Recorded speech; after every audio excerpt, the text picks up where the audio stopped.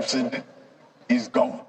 bó ti ṣe sọ lọ́gọ́ tí ètò ìṣèjọba nàìjíríà bọ́ sí lọ́wọ́ nìyẹn o ohun táwọn sì ń sọ ni pé ọkùnrin olóṣèlú ọkọ̀ olórẹ̀mí fi péré fuel subsidy is gone ní kó bá nàìjíríà ni wọ́n ní bó lè jẹ́ pé nǹkan ni ó yọ tó jẹ́ pé ìjọba buhari ló yọ ṣùgbọ́n bí òun ti ṣe sọ lọ́gọ́ tí ìjọba ìbẹ̀rẹ̀ gan níṣe ni ohun tó ń pa ọmọ nàìjíríà láyọ̀ lójú ẹsẹ̀ ni ó sọ ọ́ di bá mi mọ̀ wọ́n lọ́wọ́ o ọ̀rọ̀ yìí náà ni Babachir Lawal akọ̀wé àgbà fún ìjọba nàìjíríà nígbà kan sọ ó ní ọ̀rọ̀ tí Bọ́lá Tinubu sọ lọ́gọ́ tí ó gba àṣẹ láti máa darí ìjọba nàìjíríà yìí lẹ́yìn tí buhari parí sáà tiẹ̀ tán ọ̀rọ̀ ìgbéraga ni o èyí tó fi kọ́ ọmọ nàìjíríà sí ìjọgọ̀dẹ̀ ńlá lásìkò yìí níbi tí gbogbo tí wọ́n bí ojú tí nǹkan sì le gidigidi iléeṣẹ́ ìwé ìròyìn kan tí ó ń jẹ́ The Cable ni làwọn àbá sọ̀rọ̀ yìí ó ní Tinubu ti kánjú jù àti pé ọkùnrin ààrẹ nàìjíríà yìí kò farabalẹ̀ rárá o tó fi sáré kéde wípé òṣùn tó ń jẹ́ owó ìrànwọ́ wọn lórí epo Babachir Lawal sọ pé níbi tí ìjọba Tinubu ti bá àwọn ọmọ nàìjíríà láyé jẹ́ nìyẹn o tí nǹkan sì ń le sí i lójoojúmọ́ akọ̀wé àgbà yìí tẹ̀síwájú pé dípò arrogancy tí Tinubu fi sọ̀rọ̀ lọ́jọ́ yẹn níṣe ni kò bá gbé ìgbìmọ̀ kan kalẹ̀ tàbí lẹ́yìn tí ó bá yan àwọn ọmọ ìgbìmọ̀ tí yóò bá ṣẹ́pọ̀ tán kí wọ́n jọ yẹ̀ ẹ́ wò bí yíyọ subsidy kò ṣe ní di ogun dẹdẹ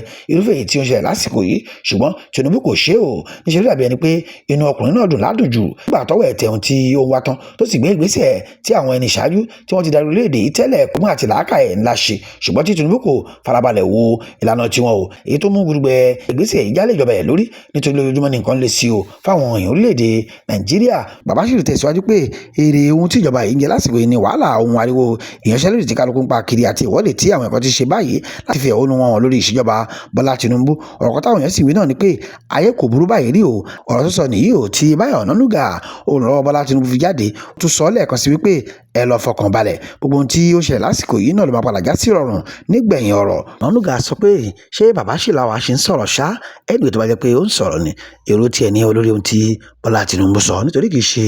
ààrẹ Bọ́lá Tinubu gan ni ó yọ sọ́bsidì ohun tó bá nílẹ̀ ni o pé ohun tí Bọ́lá Tinubu sọ lọ́jọ́ yẹn ó fi ta ọmọ Nàìjíríà lóbo ni o wípé kò sí fuel subsidy mọ́ o àìsí ẹ̀ mọ́ ewu ń bẹ lóko lóńgẹ́ ni o olùrànlọ́wọ́ àlólédè yìí lórí ètò ìròyìn fi kún pé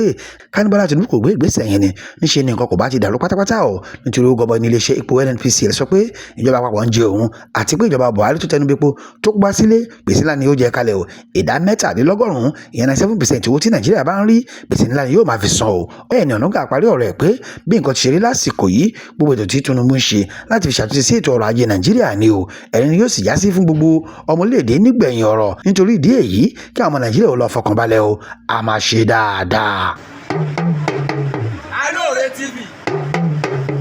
Alore TV nílé ní lóko ni ẹ máa wò ó ètò tó kọ́ni lọ́gbọ́n ètò tó kọ́ni lóye ní gbogbo àgbáyé ẹ máa wò ó.